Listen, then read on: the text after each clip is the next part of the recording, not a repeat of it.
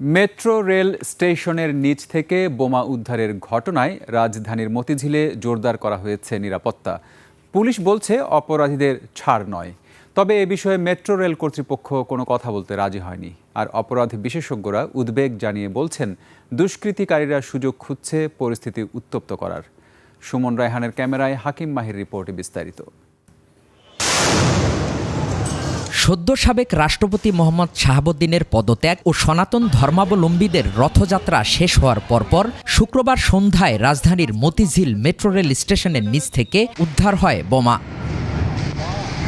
প্রত্যক্ষদর্শী ও আনসার সদস্যরা জানান, একটি ছাতার ভেতর বোমাটি দেখতে পেয়ে প্রশাসনকে বিষয়টি জানানো হলে বোমা ডিসপোজাল ইউনিট এটিকে নিষ্ক্রিয় করে। আমাদের নিরাপত্তার স্বার্থে আমরা জোরদার, আমরা তৎক্ষণিক আমাদের ম্যাজিস্ট্রেট আসছে, আজকের কোনো দোকান টোকান থাকবে না, কোনো দোকান পরিষ্কার।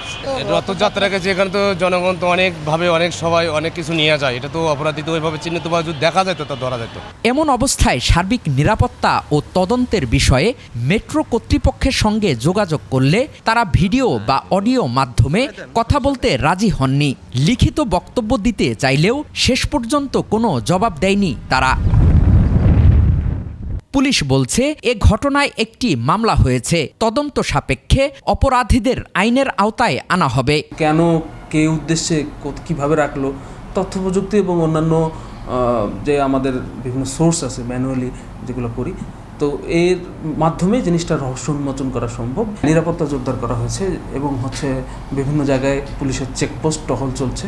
এদিকে জুলাই আন্দোলন পরবর্তী সময় থেকে শুরু করে বর্তমানে রাজধানী সহ সারা দেশের নিরাপত্তা নিয়ে উদ্বেগ প্রকাশ করেছেন অপরাধ বিশেষজ্ঞরা। প্রশাসনকে আরও কঠোর হওয়ার পরামর্শ তাদের। প্রশাসন এবং ইন্টেলিজেন্স ফেইলের দুটোর একটা কিন্তু একত্রিত একটা অ্যামালগেমেশন এখানে আছে। সো দুটোকে একসাথে কাজ করতে হবে। গোয়েন্দা বিনিময় আরও স্ট্রং হতে হবে। গোয়েন্দা এবং প্রশাসনিক লেভেলে যারা কাজ করতেছে তাদের মধ্যে কোলাবোরেশনটা অনেক বেশি আরও স্ট্রং হতে হবে।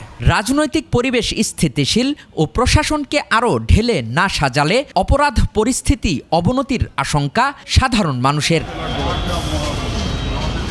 হাকিম মাহি, 21 টেলিভিশন, ঢাকা।